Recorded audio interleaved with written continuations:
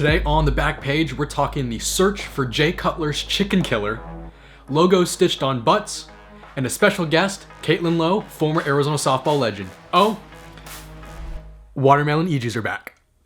Let's go.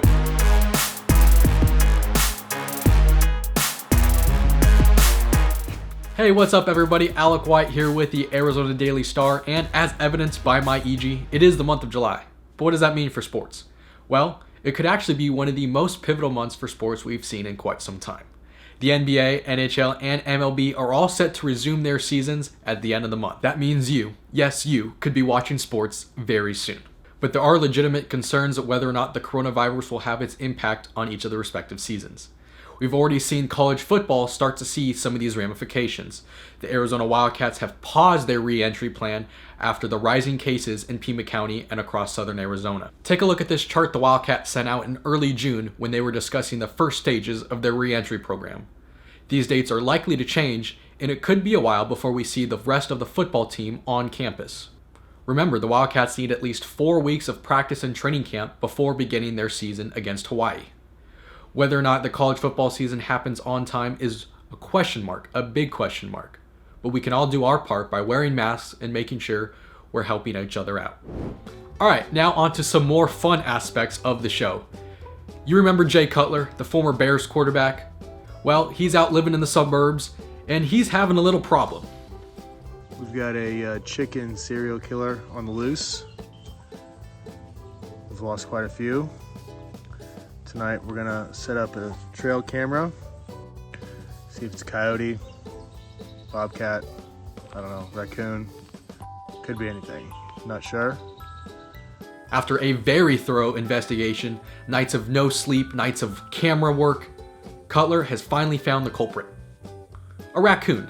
He thought it could have been his own cat, which would have been a very sad story, but it was indeed a raccoon. The great chicken murder mystery of 2020 has been solved thanks to Jay Cutler. Remember Caitlin Lowe? This Caitlin Lowe? Well, her and 3 other Arizona Wildcats were named to the all-time softball roster on ESPN, a collection of the best NCAA softball players in history. I got a chance to talk with Caitlin about this honor and how she ran into walls. Were you even aware that they made this list? Well, my husband told me. That was the funny part. He's like, I got to go on and vote every day. You know, you're being nominated for this, which was hilarious. But, it's kind of surreal for me because when I was growing up, first of all, the list of 8 outfielders was pretty crazy in its own right. But when I was growing up, my first experience of watching a really good outfielder was Allie McCutcheon, and she was my idol growing up, and so was Laura Berg. So they are kind of who I, tried to, mimic my game after. One of my favorite parts about your game, playing center field especially, is just the way you played with reckless abandon out there, sometimes diving for balls. I want to kind of go over 2 different instances, try to jog your memory. First one, old highlight clip, 2006. It was in Palm Springs against Texas. I remember it very vividly because I was very angry because they ended up calling it a home run, and we lost the game by 1 run, and that was the only run that was scored. So I remember that very much so, and we always had a huge battle with Texas throughout my 4 years with Cat Osterman in the circle. So that was a very tough game to lose. But you guys did get the better of Texas, though, later in that season. Oh, sure did. We won when it counted. Trust me, I bring that up to Kat all the time. But, I think it was this is when I actually have a good memory. But this is when I think Tina Buttel hit the home run, maybe. I can't remember now. But, we just went back and forth. And we knew it was like whoever scored the first run of the game, that was how it was back in the day. You score 1, and with Alicia on the mound or Cat on the mound, that was basically it. You had to defend at all costs. And then the next outfield incident I want to look back on, and maybe one that you don't want to remember so vividly, but the 07 one in the super regional kind of collided with the wall out in Hillenbrand. how thankful are you now for the outfielders that there's an actual warning track that they can kind of feel? Because I don't think there was a warning track back in the day. It was just all grass. There was no warning track. The fence wasn't padded. It was actually solid wood. So I tell my outfielders all the time, I'm like, that's the reason.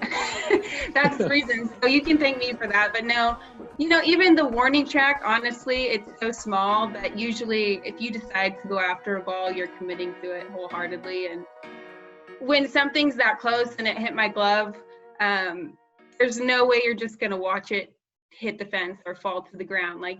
That's just not how our team operated. We were going to make every play, especially in the postseason. It's like do or die time, win or go home. So, it was never a question of if I was going to go after it. It's just if I was going to catch it, which unfortunately I didn't catch that one either. So I don't know why I'm on this list right now. I misplayed both of those.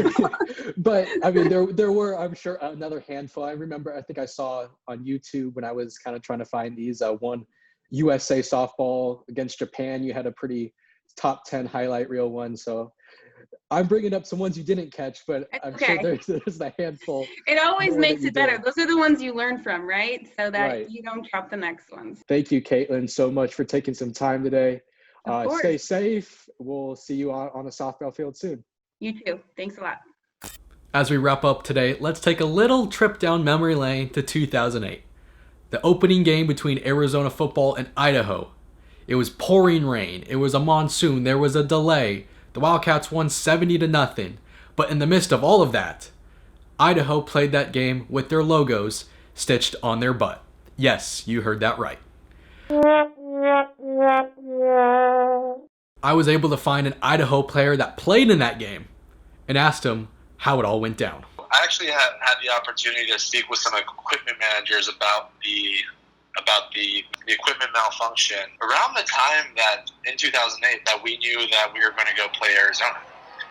So we actually received the pants. I believe we knew about the pants a day or two before traveling down.